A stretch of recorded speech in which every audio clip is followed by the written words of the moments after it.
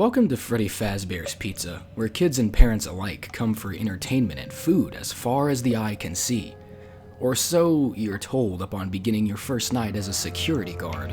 You're met with disclaimers that protect the company from death and dismemberment, leaving you, an underpaid safety worker, left to deal with the legal blame. In the prequel to Five Nights at Freddy's, it's pretty much the same mechanic. Animatronics will suddenly stray from their original positions, and it's your job to find them before they make it to your office. Your character, Jeremy Fitzgerald, is savagely hunted by 10 animatronics. We're familiar with only 5 of them, but the second game takes the liberty of introducing some new adversaries we haven't seen yet. This includes more innocent versions of the original trio, Balloon Boy, and the Marionette, also known as the Puppet. There are no doors to save you this time around, and your entire array of defense is a flashlight and a mask. A tense vulnerability is created, almost making it seem like the influence is bleeding out of the screen and pricking at the hairs on your neck. The most unsettling animatronic you'll soon encounter is a jumbled chaos of dysfunctional metal joints and parts. She goes by the Mangle. The phone calls are definitely something worth paying attention to. Listening closely to what is being said might provide a few pieces of the puzzle that were previously hidden by other means. The phone guy talks about a location that may have been established prior to this one, Fredbear's Family Diner, and the company was apparently discontinued for reasons we don't really know. Whatever events that took place that led to the close of Fredbear's Family Diner are described in an ambiguous manner. That one piece of the mystery will have to be left unexplored for now. But in the meantime, we have 6 calls on our plate to examine that are set up to enlighten us with more of the backstory. The first night begins and the phone rings. You are greeted hastily and nervously by what sounds like an already anxious worker. Your first night will be a blast, he says. But one worker, that was there before you, complained about conditions. Conditions involving a few animatronics unwelcomingly wandering into his office. Foxy is a much more pivotal character in this game than the first. Aside from being labeled as twitchy and buggy, Foxy can actually not be fooled by the Freddy mask you're given and will instead forcibly pull down the mask and attack you. Pretty unnerving when you aren't expecting it. 3 calls later describes a type of investigation that happened during the day shift, where something took place that led to harsh criticism and accusations being tossed around, even though the company denies all the allegations. The phone calls are very shy in actually telling you what went wrong, and you'll have to do a little detective work to figure out what it's saying. A parallel can be drawn between the rumors mentioned in the calls and the kidnapping and murders that the first game was so heavily built around. It would certainly make sense. This full-scale investigation, the animatronics slowly slipping into a state of almost possession, the facility being locked down, all centralized around the tragedy of 5 missing children. The 4th call begins to get a little creepy. The behaviors of the animatronics change. They aren't what they used to be. They've turned away from their innocent kid-friendly approach and have been reported to show hostility towards certain people, and will sometimes get physically forceful as a result.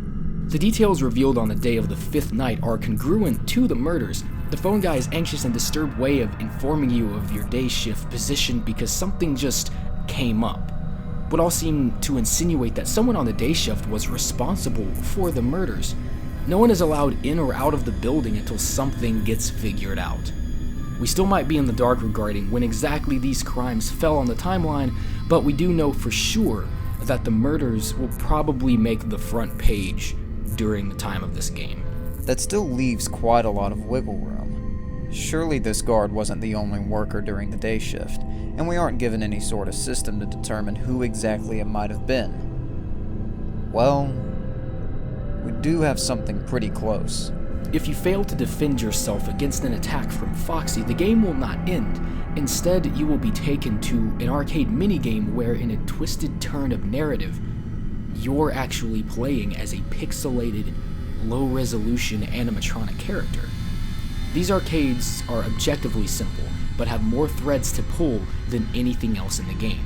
These games task you with little things such as chasing the Marionette, passing out cake to hungry kids, or simply walking onto the stage with an audience of kids to welcome you. Here in this territory, everything is significant. The number of kids, the animatronic you're playing as, the jump scares, everything. A closer examination will reveal distorted sounds being made behind the screen. It's unclear as to what these are at first, but they soon start to sound like letters, as though someone is spelling something out.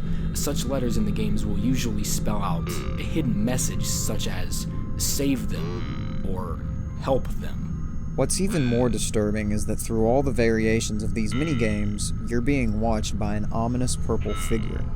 What he stands for is unknown. The speculation has told us that he may be a pixelated metaphor for the murder of the 5 children. His appearance in the minigames are always correlated to dead children, which are signified by dull black and white bars. One minigame in particular has you giving cake to kids. The mechanic is simple: the hungrier they are, the redder they become. And Freddy here must stay on track and keep all of them fed. There's something uncanny about this one, however. At the very top of the screen is something that could easily pass the player by if they weren't paying attention. There are 6 kids in the room, but outside of the box you've been placed in, there's a 7th kid, isolated, trapped outside with no one to let him in. A car pulls up in the background, a purple man steps out, and starts to murder the child. The killing is slow and prolonged, and the kid can be seen crying the entire time. But there's no noise. Your character is suddenly unable to move. All of the kids go red, and finally, the Marionette's jump scare ends the game. Pretty morbid. There have been a few videos linking the murder of this kid to the Marionette, another haunted animatronic out of the 10 we are presented with. Was this taking place before Fazbear's opened? That would make sense because the minigames only feature the original 4 animatronics from Fredbear's Family Diner, before anything in either of the games even happened. All of this seems to be pretty examinable evidence, regardless of time period, for a possible 6th missing child, and maybe even a 2nd murderer. Something to think about is that the Marionette could very well be controlling the other newer animatronics. Even the very name of the animatronic insinuates the ability to seize and manipulate the rest of them into carrying out instructions. In other words, their strings are being pulled like puppets. The mask the Marionette is wearing shows blue streaks down his eyes, as though he was crying. What was the last thing the 6th kid was doing before he was murdered? Crying, screaming, being completely controlled in the hands of the murderer. So what does this mean? Well, this might spell out a new candidate for the Bite of 87 that was neither Freddy nor Foxy. What's canon is the victim's damaging of the frontal lobe. Have you ever taken a close look at Mangle's attack animation? He seems to be in a pretty desirable position for a precise attack on the forehead of the brain. Usually seen at the end of the hallway, he will climb onto the ceiling before swooping down and attacking you. Detailed images of the Mangle's physical appearance might suggest that the Mangle, because of his excessive parts, has an extra line of teeth as opposed to Foxy, making him a much more potent candidate for the Bite of 87. Another thing to think about could be this. Mangle was built as a build-up and takedown attraction since the kids couldn't get their fingers off the robots. One of his attachments included a radio box. Remember how the story said they were linked to a criminal database and could call the police at any time? Well, occasionally through headphones you'll hear the phrase 10-1 through the box. This isn't any notification of authority, this is code for receiving poorly. As far as we know, he's not receiving any orders, yet he's still after you. Jeremy Fitzgerald is then supposedly attacked, making him the victim of the Bite of 87. There's sufficient enough evidence to point to Jeremy being the victim of the bite thanks to the 6th night phone call, where Jeremy is moved to day shift and told to stay close to the animatronics. But there's also sound evidence to propose that he would also be the murderer. The animatronic spends 6 whole nights trying to get to your office, and then on the very first day of Jeremy's alternate shift, he is bitten.